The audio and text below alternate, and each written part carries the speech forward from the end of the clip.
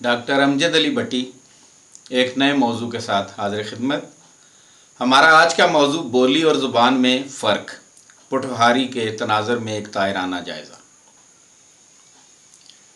अभी तक कोई ऐसा लिसानियाती तरीका वज़ा नहीं हुआ जिससे ज़ुबान और बोली में फ़र्क को वाज़ेह किया जा सके। मिसाल के तौर पर बलोची, पश्तो और पंजाबी अलग ज़ुबानें हैं क्योंकि इनकी लिसानियाती साख्त बिल्कुल मुख्तलिफ है, मगर लिसानियाती नज़दीकी के बावजूद सराइकी और सिंधी अलग अलग ज़ुबानें कहलाती हैं।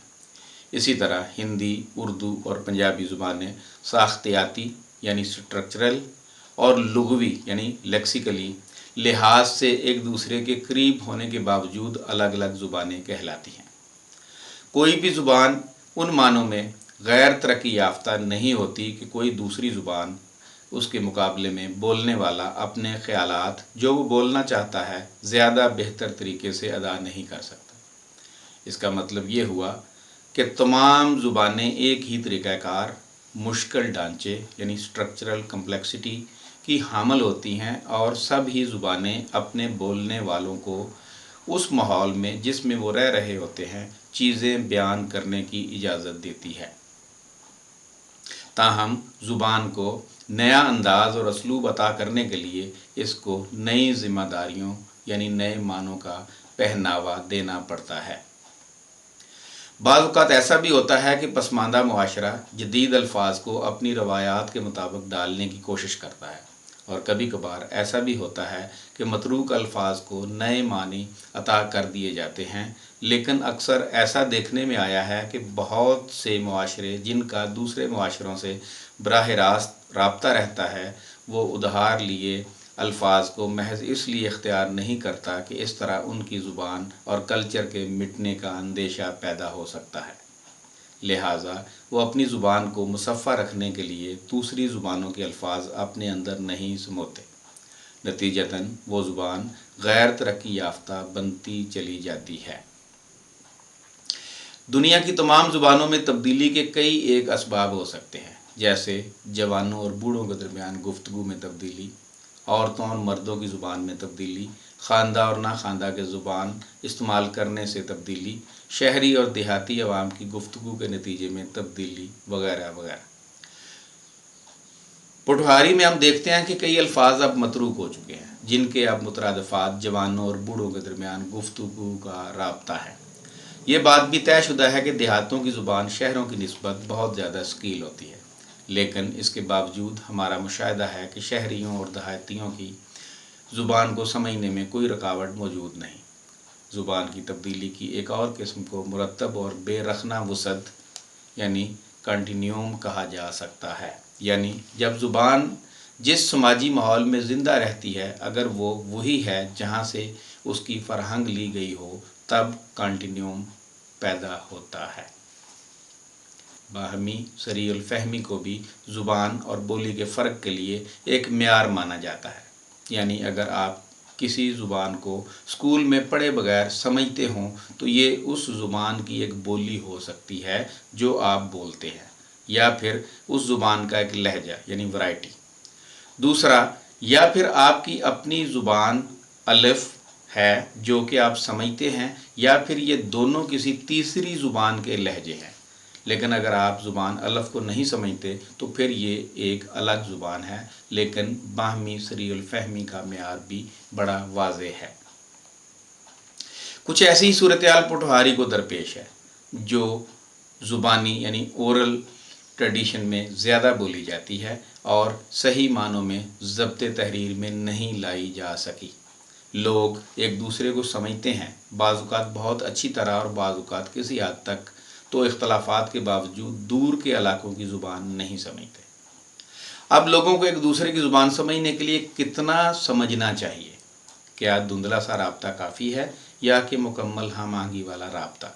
और ये मुकम्मल राब्ता तो एक ज़ुबान के बोलने वालों में भी नहीं होता। ज़ुबान और बोली के फ़र्क को समझने के लिए क्या सिर्फ ज़ुबानी समझ ही काफ़ी है या कि हम तहरीर को समझ का मेयार समझें?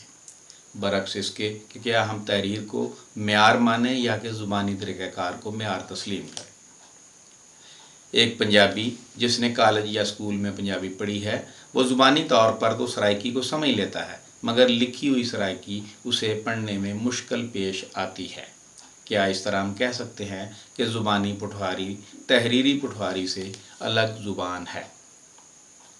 عمر، اسکول میں جانے کا دورانیہ، لسانیاتی مقدار کے متعلق آگاہی، زبان دانی کے متعلق علوم، دوسری زبانوں کے متعلق علم، علوم کو سمجھنے کے طریقے، ہمت، جذبہ تحرک، زبردستی ڈالا گیا بوجھ وغیرہ بظاہراً سریع الفہمی کو متاثر کرتے ہیں۔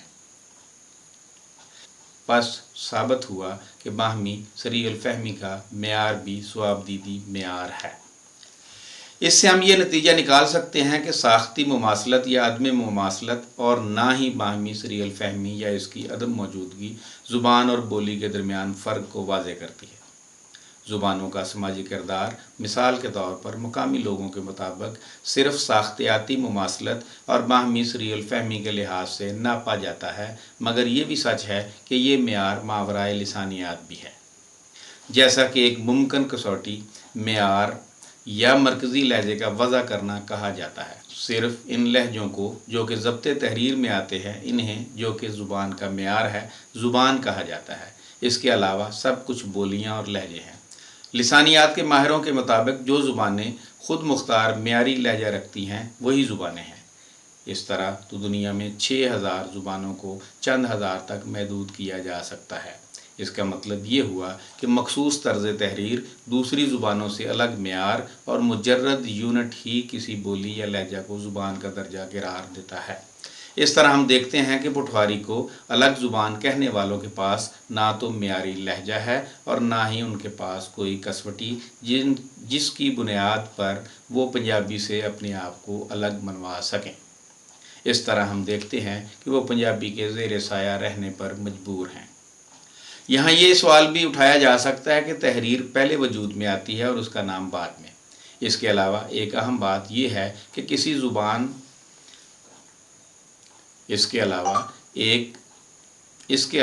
ایک اہم بات یہ ہے کہ کسی تحریر کو زبان کا درجہ دینے کے لیے اشرافیہ کی ضرورتوں کو دیکھا جاتا ہے اور یہ مقتدر حلقوں نے فیصلہ کرنا ہوتا ہے کہ فلاں زبان اب لہجہ بن گئی ہے یا اسے صرف بولی تک ہی محدود رکھا جائے۔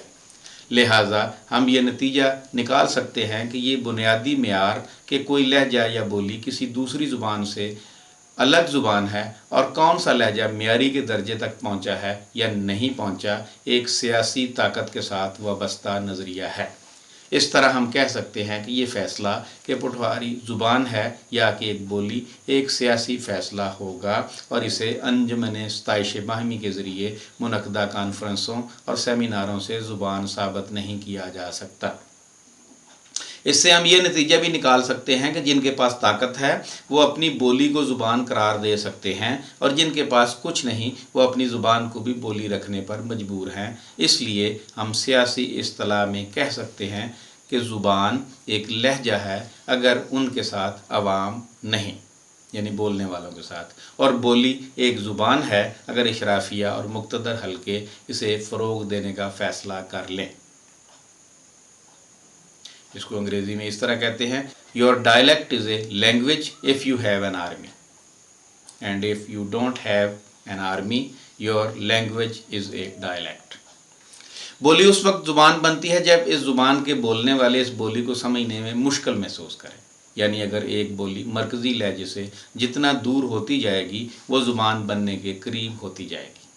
اب یہ صورت کس طرح ممکن ہے؟ اس کے چند ایک طریقے ہیں۔ رسم الخط کو مشکل بنایا جائے۔ نمبر 2، سیاسی طاقت حاصل کی جائے۔ نمبر 3، جن کی زبان سے علیحدگی چاہیے ان لوگوں سے رابطے منقطع کر لیے جائیں۔ شاید اسی لیے، ایسے ہی میرا خیال ہے، شاید اسی لیے سرائکی اپنے آپ کو الگ صوبے کے روپ میں دیکھنا چاہتے ہیں تاکہ وہ مکمل لا تعلقی اختیار کر کے جو ابھی ان کے شکوک و شبہات ہیں اپنی زبان کے بارے میں، جیسے پنجابی ہمارے ہاں جو اورینٹل کالج والے لوگ ہیں یا جو بھی پنجابی سے پیار کرنے والے ہیں، وہ یہ کہتے ہیں کہ سرائکی ایک لہجہ ہے پنجابی کا، الگ زبان نہیں ہے۔ تو سرائکیوں نے کہا کہ کیوں نہ ہماری زبان تو اپنی ہے، ہم اسے الگ زبان کہیں یا دنیا کی سب سے بڑی زبان کہیں، اب ہمارے پاس اگر سیاسی طاقت بھی آ جائے اور علاقہ بھی آ جائے، اور رابطے تو ہم نے پہلے ہی توڑے ہوئے ہیں مرکز سے، مرکز یعنی کہ لاہور، تخت لاہور سے، تو پھر ہماری جو ہے نا اپنی پوری آئیڈینٹی ہماری سرائیکی کی وہ ڈیولپ ہو جائے گی۔ یہ شاید سرائیکی صوبے کی تحریک کے پیچھے یہ بھی ایک سوچ ہے۔ بہت سے لوگ کہتے ہیں کہ پٹھواری ایک بولی ہے۔ بولی عام طور پر ایک زبان کا لہجہ ہوتا ہے، اسے عام طور پر زبان سے کم تر سمجھا جاتا ہے بنسبت اس زبان کے جس کا وہ لہجہ ہوتی ہے۔ زبان کی تعریف کرنے کے کئی طریقے ہیں، لیکن ہمارا مدعا کہ پٹھواری زبان ہے یا کہ لہجہ ہے۔ اگر یہ زبان ہے تو پھر کیسے، اور اگر یہ لہجہ ہے تو کس زبان کا؟ زبان کی لسانی تعریف اس طرح کی جاتی ہے کہ کسی گروپ میں زبان بول چال کے اس طریقہ کار جس سے وہ منفرد فرہنگ کے ساتھ ایک مربوط شکل میں منسلک ہو، اپنے مفہوم کو واضح کر سکے۔ لیکن اس کی سیاسی تعریف کی جائے تو کہا جاتا ہے کہ زبان ایک لہجہ ہے اگر اس کے پیچھے اشرافیہ نہیں، جیسے میں ابھی انگریزی میں نے بیان کیا ہے۔ نظری طور پر اگر گورنمنٹ یہ طے کر لے کہ پٹھواری کو قومی زبان بنانا ہے تو پھر 24 گھنٹوں میں زبان بن جائے گی، اور یہ حقائق کے منافی نہیں ہے۔ کچھ لوگوں کا خیال ہے کہ لہجہ اپنے لکھے گئے ادب کی بنا پر گردانا جاتا ہے۔ اس طرف سے ہم دیکھتے ہیں تو پٹھواری کا دامن خالی ہے۔ اب تک تقریباً چند درجن کتب ہی شائع ہوئی ہیں۔ البتہ یہ طے کرنا مشکل کام ہے کہ اس کے لیے کتنا ادب درکار ہے، یعنی کہ بولی کو زبان میں کنورٹ کرنے کے لیے یا اس کو ایک ثابت کرنے کے لیے کہ ہماری بولی جو ہے وہ بولی نہیں بلکہ زبان ہے، تو اس کے لیے کتنی کتابیں چاہیے یا کتنا ادب تخلیق کیا جائے، اس کا کوئی معیار ابھی تک طے نہیں ہوا۔ کچھ لوگ محسوس کرتے ہیں کہ زبان وہ ہوتی ہے جسے اکثریت بولے اور سمجھے، جبکہ بولی زبان کا ایک علاقائی لہجہ ہوتا ہے۔ ہم دیکھتے ہیں کہ پٹھواری کے بولنے والوں کی کثیر تعداد انگلینڈ اور دوسرے ملکوں میں رہتی ہے۔ اس طرح پٹھواری واقعی ایک زبان لگتی ہے، لیکن ہم یہ بھی دیکھتے ہیں کہ گجرات سے اٹک تک اس کا لسانی ادودربا گرداننے والے جب چند مالی مفادات کی بنا پر پٹھواری کو چھوڑ کر پٹھواری پہاڑی کی اصطلاح استعمال کرنے لگ پڑتے ہیں تو یہ بات ناقابل فہم ہو جاتی ہے، یعنی مقامی دانشوروں کا اپنا کوئی سٹینڈ نہیں۔ بعض لوگوں کا یہ اعتراض ہے کہ پٹھواری کی اپنی گرامر نہیں۔ یہ اعتراض بھی قابل فہم ہے۔ گو چند دولت مند حضرات اس کوشش میں ہیں کہ وہ یہ کام کریں، لیکن ان کی کوششوں کو مقامی پٹھواری نام نہاد دانشور خراب کرنے پر تلے ہوئے ہیں۔ شاید ان دانشوروں کو اب ان مخیر حضرات سے کوئی مالی فائدہ نہ ملنے کی امید ہے، اسی لیے ہم دیکھتے ہیں کہ جو تھوڑا بہت کام گرامر کے حوالے سے سید حبیب شاہ بخاری اور طارق محمود نے کیا تھا وہ محض ذاتی چپکلش کی بنا پر آگے نہیں بڑھ پایا۔ لیکن ہمارے خیال میں پٹھواری زبان کی مخدوش حالت کو سیاسی پس منظر سے الگ کر کے دیکھنا اس زبان کے ساتھ زیادتی ہوگی۔ پنجاب، خصوصاً جہلم، چکوال اور راولپنڈی کے علاقوں کے عوام کے بارے میں یہ عام تاثر پیش کیا جاتا ہے کہ اس خطے کے لوگوں نے برطانوی سامراج کو ہندوستان میں اپنے قدم جمانے میں نمایاں کردار ادا کیا ہے۔ یہ خطہ انگریزی قبضے کے بعد فوجی بھرتی کا سب سے بڑا مرکز بن گیا۔ پٹھواریوں کو، پنجابیوں کو عام طور پہ، لیکن خصوصاً پٹھواریوں کو مارشل ریس کہہ کر انہیں خود پسندی کی ایسی غار میں دھکیل دیا گیا جس کے نتیجے میں ہر ڈول سپاہی بہادری اور قوت کا سمبل قرار پایا۔ گو پٹھوار اور پٹھواریوں کے بارے میں اس طرح کی تصویر کشی حقیقت پر مبنی نہیں۔ تاریخی واقعات کو سیاق و سباق سے الگ کر کے دیکھنا دیانتداری کے زمرے میں نہیں آتا۔ یہ تاثر دراصل تصویر کا ایک رخ ہے جس کی نمائندگی سیاسی، سماجی اور مذہبی جماعتیں کرتی ہیں۔ دوسرے نقطہ نظر سے ہم دیکھتے ہیں کہ جہلم، چکوال اور راولپنڈی کے اکثر دیہاتوں میں فوجی بھرتی کے خلاف زبردست مزاحمت ہوئی۔ بے شمار مقامی روایات کے مطابق بھرتی نہ ہونے کے خلاف متعدد جھڑپوں میں مقامی لوگ مارے گئے۔ نوجوانوں کو زبردستی بھرتی نہ کر سکنے پر یہاں کی عورتیں یعنی مائیں بہنوں نے اپنے اوپر طرح طرح کے مظالم سہے اور لوک ادب تخلیق کیا۔ مثال کے طور پر ایک مائیائی دیکھ لیتے ہیں۔ بوٹا پکیا امبیانا، ٹر گیا لام تے چنا، ڈاڈا راج فرنگیانا۔ यहाँ इस बात का खोज लगाने की भी ज़रूरत है कि पटवारी तबका इशराफिया ने इस ज़ुबान और यहाँ के अवाम के साथ क्या हुस्न सलूक किया है। कहा जाता है कि हुकूमत बरतानिया के साथ इस तबके की वफादारी जज्बाती नोयत की नहीं थी, बल्कि इसके अपने मफादात पर मबनी थी, जो इसके हमेशा पेश नज़र रहते थे और हैं। ऐसा तबका हुकूमत को मदद पहुंचाने के ज़्यादा से ज़्यादा मौक़े ढूंढता रहता था और आज भी यही सूरत हाल है, ख़ास इसमें अवामुन्नास के मफाद को कितना ही नुकसान क्यों ना पहुँचे। ये तबका अपनी खिदमात के एवज़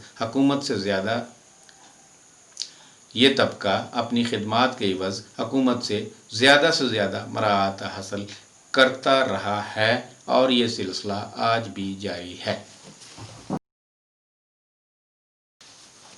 जंग अज़ीम अव्वल और दोम के दौरान अहले पठवार की बरतानवी हुकूमत से वफ़ादारी का मंजरनामा वो एक तरफ मफादाती सतह से शुरू होकर दूसरी तरफ सियासी सतह पर ख़त्म होता है। ताहम कमोबेश एक या एक से ज़ायद मराहत याफ्ता तबका इस वफ़ादारी का असल सरचश्मा करार दिया जा सकता है, लेकिन इस फ़ौजी भर्ती के पीछे चंद ऐसे मुआशी, समाजी और सियासी अवामल कार फरमा थे जिन्हें नज़रअंदाज नहीं किया जा सकता। मेरी इस गुफ्तगू के नतीजे में यहाँ आम पटवारी के जहन में चंद एक सवालात ज़रूर आने चाहिए। क्या पटवारी का अपना मरबूत लिसानियाती निज़ाम मौजूद है जो कि बातचीत का ज़रिया हो? पटवारी के अवामी ज़ुबान न बनने से अवाम को नफसियाती तौर पर क्या नुकसानात पहुँचे हैं? पटवारी अवाम की शनाख्त का मसला बड़ा गंभीर शक्ल इख्तियार कर चुका है। इसके लिए मुकामी दानिश्वरों ने अब तक क्या क्या किया है? क्या पटवारी पढ़ने से आदमी जदीद मुआशरे से कट जाएगा? पटवारी लिखने पढ़ने से कोई मुआशी फ़ायदा क्यों नहीं मिल सकता? यहाँ चंद सवाल पटवारी दानिश्वरों से भी हो सकते हैं कि क्या उन्होंने पटवारी डिक्शनरी बनाने की कोई संजीदा कोशिश की? क्या हिजे करके लफ्ज़ों को समझाने की कोशिश की गई? क्या दूसरे अदब का इसमें तराजम किए गए? क्या लोक विरसे और लोक अदब को जमा किया गया? पटवारी का कोई मियारी लहजा बनाने की कोशिश की गई? पटवारी पंजाबी से कैसे मुख्तलिफ है? क्या सिर्फ बैरून मुल्क दर्दमंद शख्सियात से माल बटोरना और बैरून मुल्क दौरे करके ही पटवारी की खिदमत की गई है? क्या पटवारी पहाड़ी की तकसीम इसे मज़ीद तकसीम करने की साजिश तो नहीं? ये चंद एक सवालात के जवाबात यकीनन दानिश्वरों के पास होंगे कि पटवारी डिक्शनरियाँ लिखी गई हैं। 2-3 तो मेरी नज़र में हैं। दिलपज़ीर शाद वाली शाद साहब हैं, एक उनकी लिखी हुई है और एक शराज ताहिर की लिखी हुई है। लेकिन क्या इन तीनों में कोई आपस में कोई तालमेल है? सब ने अपनी अपनी डफली बजाने की कोशिश की है और उर्दू के इंतहाई करीब रख के अल्फाज को लिखा गया है। यानी कि कोई पटवारी की जो पटवार का कल्चर और तहजीब और जो इसकी रैतल है उसमें से शायद 10% भी जो है वो रिसर्च नहीं की गई, बल्कि किसी एक डिक्शनरी को पकड़ा गया है, शायद पंजाबी की किसी डिक्शनरी को सामने रखा गया है या हिंदको की, और उसके मुताबिक लफ्ज़ों को डाल के उसका उर्दू तर्जुमा कर दिया गया। और रस्मुल ख़त का तो आप ज़िक्र ही छोड़ें कि कैसे उसको लिखा जा रहा है। यहाँ एक और बात करना ज़रूरी है कि 21वीं सदी में भी लाहौर से दूर दराज के इलाकों पिंडी, जेलम, जंग, सरगोदा, साहिवाल, मियांवाली, मुजफ्फरगढ़, मुल्तान, बावलपुर वगैरह से उठने वाली हर आवाज़ को पंजाबी का इलाकाई लहजा करार देकर इसकी तहकीर करना अब बंद होना चाहिए। गो ये एक दिलचस्प सूरत हाल है कि बंद होना भी चाहिए कि नहीं होना चाहिए। हुक्मरान तबकों ने उर्दू के मुकाबले में सिंधी, पंजाबी, बलोची और पश्तो जैसी अहम ज़ुबानों को इलाकाई ज़ुबानें करार देकर इनके हकूक़ कुचलने का सिलसिला अरसा दराज से शुरू किए रखा और पंजाब में मुकामी हुक्मरान तबकों ने और शामनिस्ट पंजाबियों ने भी यही रवैया अंदरून पंजाब और दूर दराज के इलाकों में बोली जाने वाली ज़ुबानों ख़ुसूसन सराइकी और पटवारी के सिलसिले में अपनाया हुआ है। इस सूरत हाल का इंतहाई दिलचस्प पहलू ये है कि हुक्मरान तबकों ने खुद को मरकज़ी حکمران طبقوں نے خود مرکزی پنجابی کو بھی کوئی عملی حیثیت نہ بخشی، یعنی کہ باقیوں سرائکی اور پٹواری کو تو الگ حیثیت نہ دی، لیکن کیوں نہ دی کہ پنجابی کی محبت میں، لیکن پنجابی کے کیا صورتحال ہے وہ بھی آپ کے سامنے ہے۔ یہ بالکل ویسا ہی تھا جیسے اردو سے دوسری زبانوں کے خلاف نفرت کا کام لیا گیا، لیکن خود اردو کو کوئی اہم مقام نہ مل پایا۔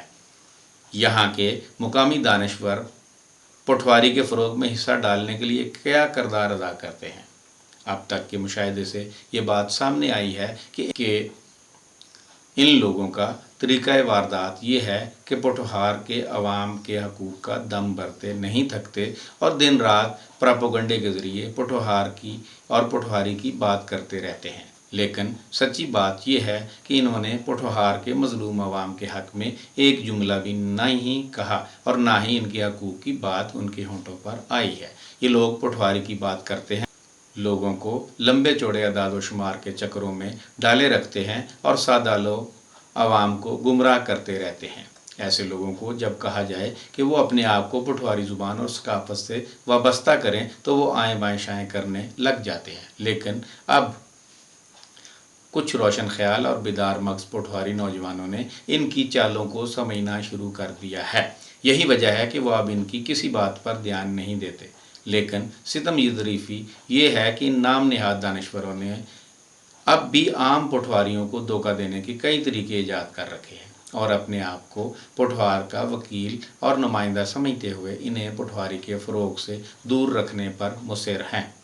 آج ہمیں اس سوال کا جواب ڈھونڈنے کی بھی کوشش کرنی چاہیے کہ کیا پٹواری ازم سے مراد سماجی اور سیاسی زندگی میں پروگریسو نظام زندگی سے وابستگی، ظلم و جبر کے خلاف مسلسل جدوجہد، دوسرے صوبوں کے عوام کو بھی اتنا ہی مظلوم سمجھنا ہے، یعنی کہ وہ صرف وہ مظلوم نہیں ہے بلکہ باقی صوبوں کے عام آدمی بھی مظلوم ہی ہے۔